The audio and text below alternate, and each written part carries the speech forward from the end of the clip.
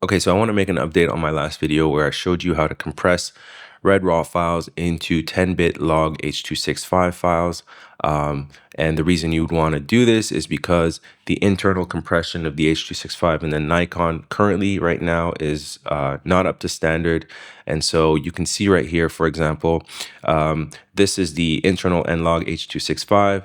And this is the raw to log H.265. As you can see, there is a massive difference between the external compression of H.265 versus the internal compression of the H.265. And I want to point out a couple things, discuss some interesting findings I found, and also correct a flaw in my last method that will get you better files, to be honest. So so the first thing I want to point out is even though we have ProRes 422HQ internally as a compression, as you can see, the raw to log H.265 out of DaVinci actually has better detail retention for some reason. So I know, so the reason I'm pointing this out is because I know Nikon's supposed to release a ProRes 422 LT, but for some reason, I don't know if I'm going to hold my breath on that because, yeah, you can see the detail retention is still much better in the external compression of the H.265. And just to let people know, these are 10-bit log 422 files. They are not 8-bit JPEGs, despite what people in the comments are saying. I don't know. I don't know what people are smoking these days, but they clearly misunderstood the point of the video. And these files are perfectly viable under general purpose usage. If a pro tells you that you shouldn't be using these files, tell them that they're out of touch with the consumer. And they live in an echo chamber of elitists that just really just are out of touch. They don't understand anything.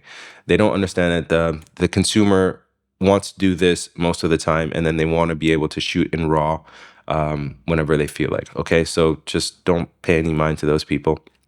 Do whatever the hell you want with your files.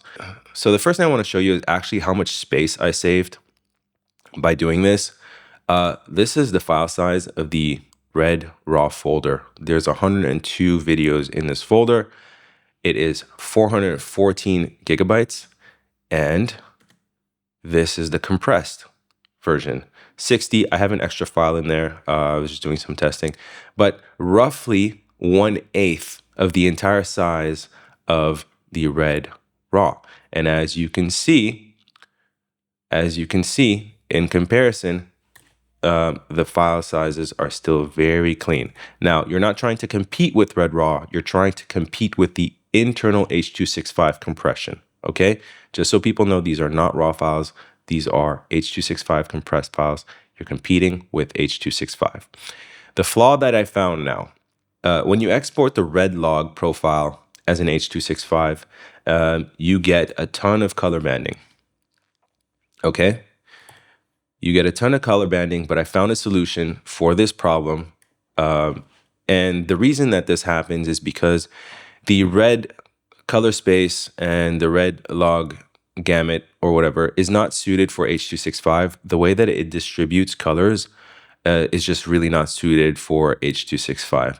So the fix for this is actually you're going to convert the colors from red into nlog because like other manufacturers have probably designed their log profiles more suited for H.265 compression.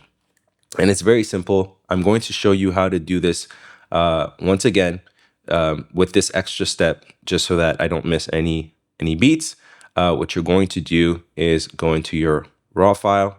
You're going to extend it as such, process it as such, but then you're going to add this step of converting your red wide gamut into Rec 2020 and Nikon nlog.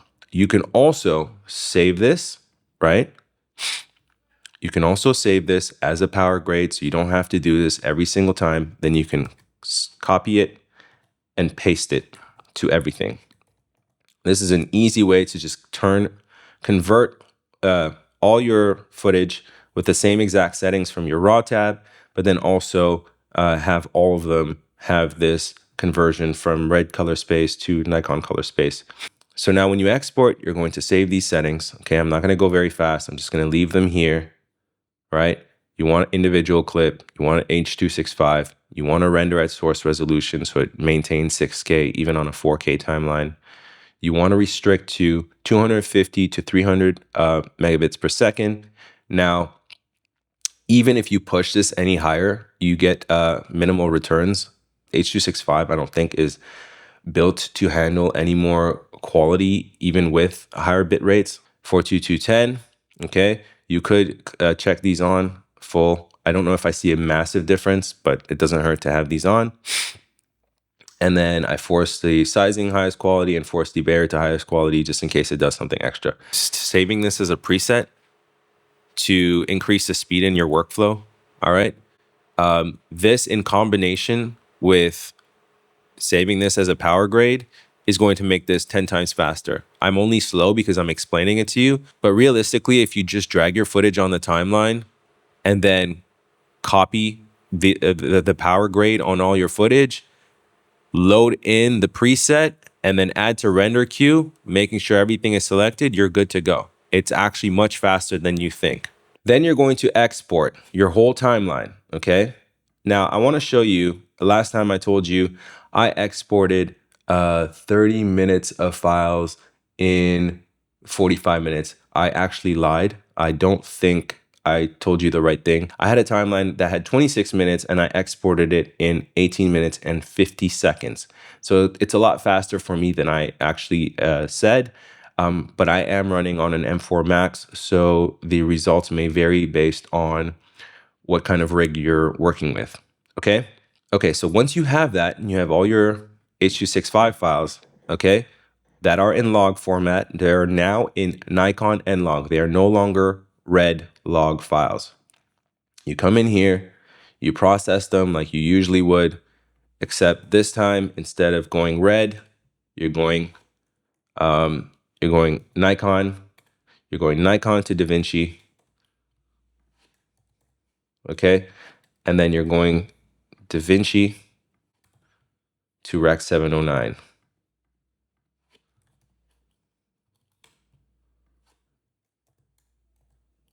Gamma, right.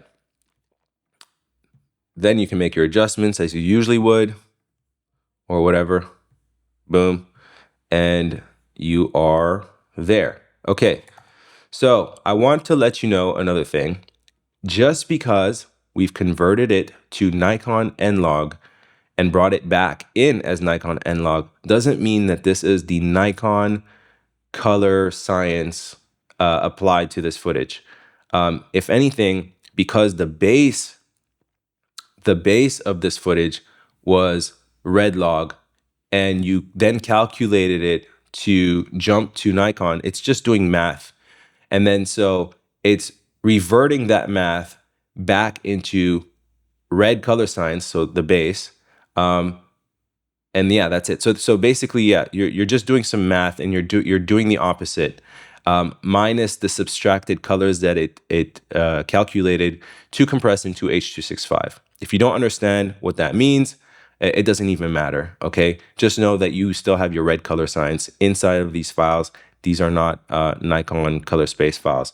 Now, you can do this with the Nikon RAW files, okay? It's the same thing as the red. It's just now you're working with Nikon color science as a base rather than red. So I also wanted to show you something because someone mentioned, okay, how does this work when you change the color balance, okay? I did a completely absurd grade on this just to show you how flexible these files are. As you can see in the last method, I showed you how to export in red log, and you see this disgusting color banding happening because of the distribution in that log profile within H.265. But as you can see, from red to nlog, this is what happens. You still see some banding, but once again, these are saturations cranked up to unrealistic levels. You're never going to do this with your files, and if you are, like I said, what are you doing? Check this out. This is like 4 times the saturation that is actually in this sky. The sky was not meant to be this saturated. It was never this saturated when I was recording. So I'm really going crazy with the saturation, overdoing it just to show you when it starts breaking. These files, like I said, are perfectly gradable. Okay, so these are raw. This is the raw file. of these. Okay, as I did some really quick, not too crazy color grades just to show you I can copy this.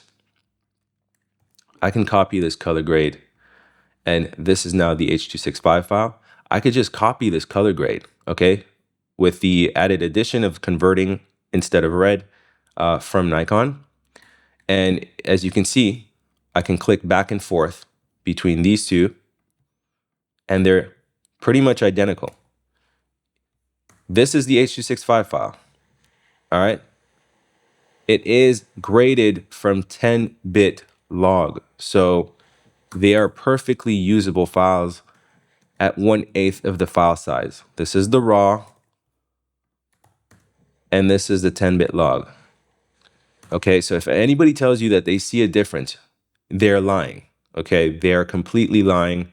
The only time you will see the difference is if you're doing some really, really life-changing color grades. All right, something that you're probably better off just using RAW with.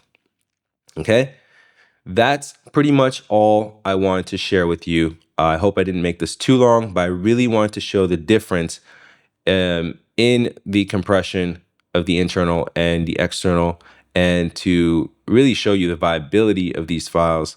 A lot of people just do not understand, and like I said, that the consumers want this. The way that consumers and professionals define quality is completely different. The average consumer just wants files that work and look good, okay?